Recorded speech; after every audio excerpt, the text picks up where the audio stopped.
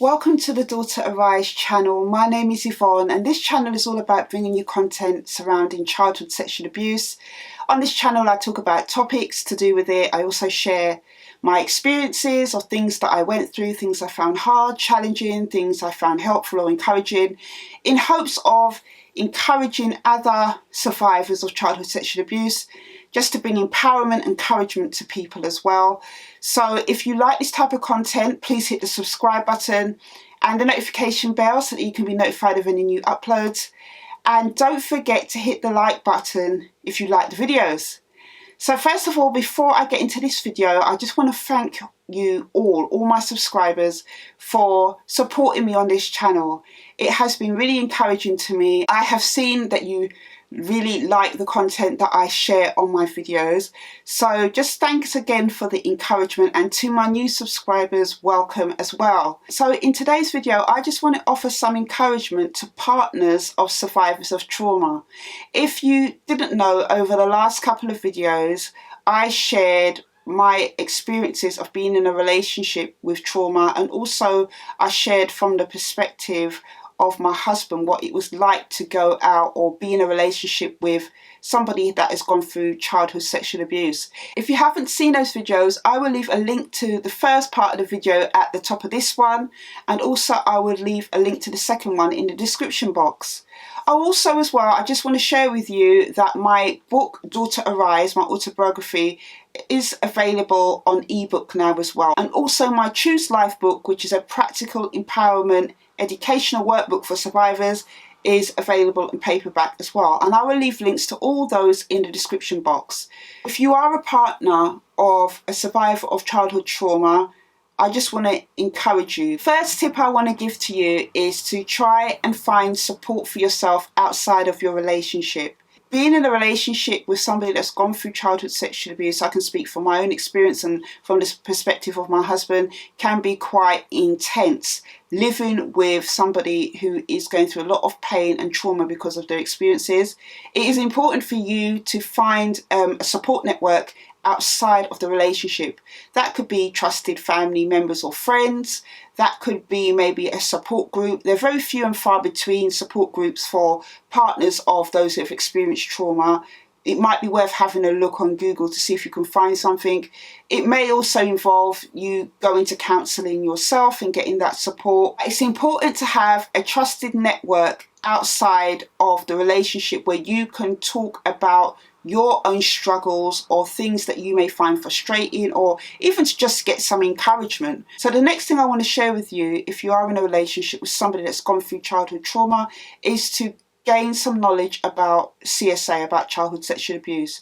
I'm not saying you have to read loads and loads of books about it, but maybe getting a bit of understanding about it will help you to know what it is that you're having to deal with in the relationship. Maybe the person you're in a relationship suffers with maybe PTSD, or struggles to get to sleep at night, or has nightmares, or goes through lots of different things, or has problems with opening up and trusting people. It is good to gain that knowledge because it helps you to understand that it's part of the experience of going through childhood sexual abuse. A lot of survivors have issues with trusting and opening up to anybody. You know, they find it very difficult.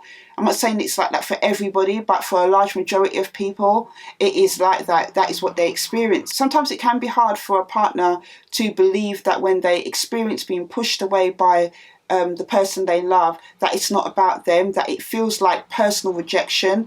Sometimes I would push my husband away, and more often than not it was just because I found it hard to let people into my personal space. There is information out there that you can get on the internet or from websites that support survivors of childhood sexual abuse, that kind of highlight some of the things that they find difficult, and it might help you to understand your partner a bit better. This is really important, and I mentioned it in my first video I did about relationships after trauma. And I can say this because I am somebody that obviously has gone through childhood sexual abuse and has had a lot of problems with knowing where to put my emotions at times. And it is this: you are not there to save your partner.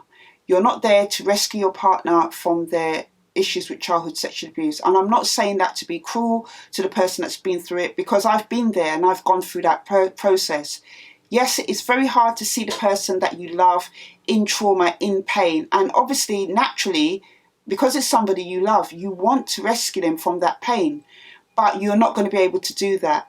When somebody has gone through childhood sexual abuse, they have to learn to walk their own journey.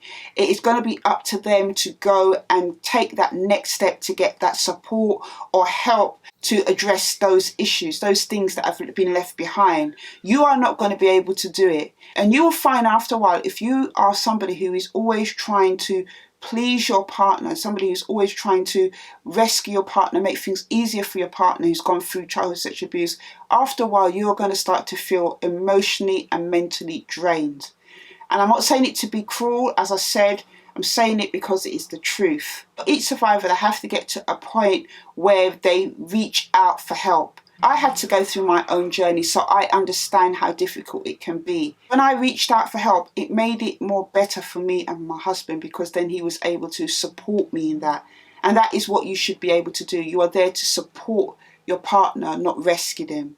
You're also not there to be an emotional or physical punching bag. And I'm not saying this is happening in anybody's relationship.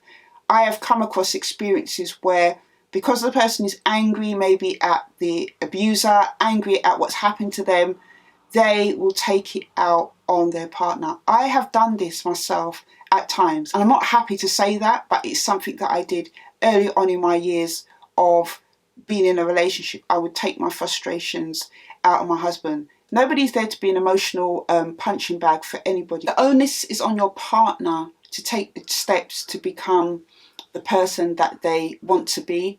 You can't be their knight in shining armour. It is going to be extremely hard for you to be able to do this. But as I said, to support them is the most important thing. That is what is going to help them through those tough times where they're having to face and deal with so many difficult things that come up from going through sexual abuse. You may feel frustrated because you've been in a relationship with your partner for a number of years, and it seems like it has taken a long time for them to move forward, getting over some things to do with their experience of childhood sexual abuse.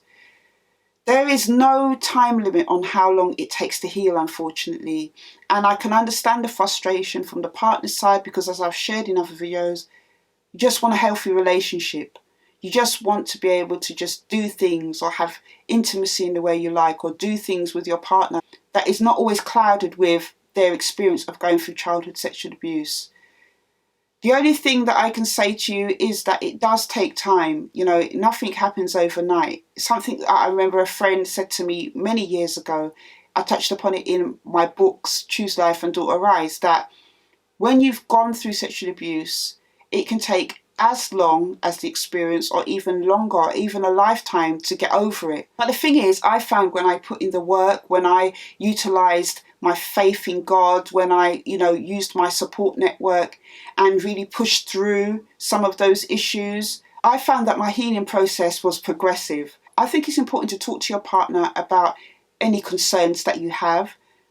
They may not be able to understand, but it's important that you're able to communicate that.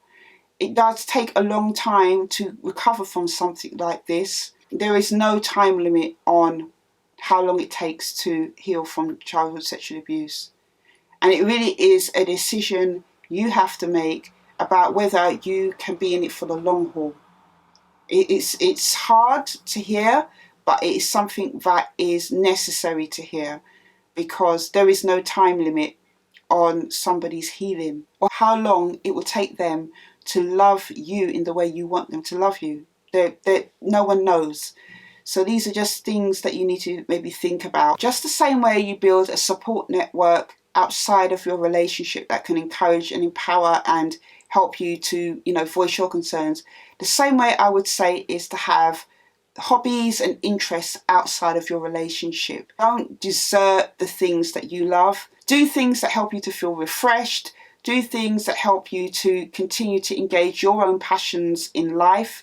It is very important to always be in a relationship with somebody 24/7 without taking a break from each other, regardless if somebody's gone through abuse or not, is very stifling.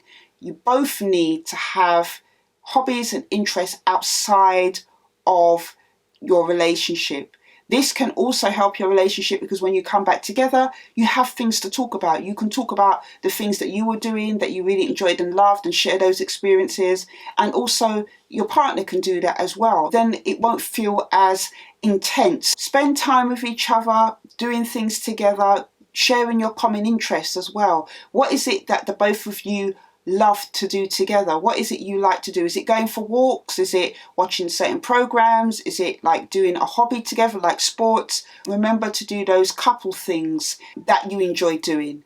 Remember as well, what is it that drew you both into a relationship with each other? What drew you into a relationship with your partner, knowing that they had gone through this experience? Or maybe you got into a relationship with them and they disclosed later on that they had gone through childhood abuse. What has helped you to stay in that relationship? What has helped both of you to still remain together?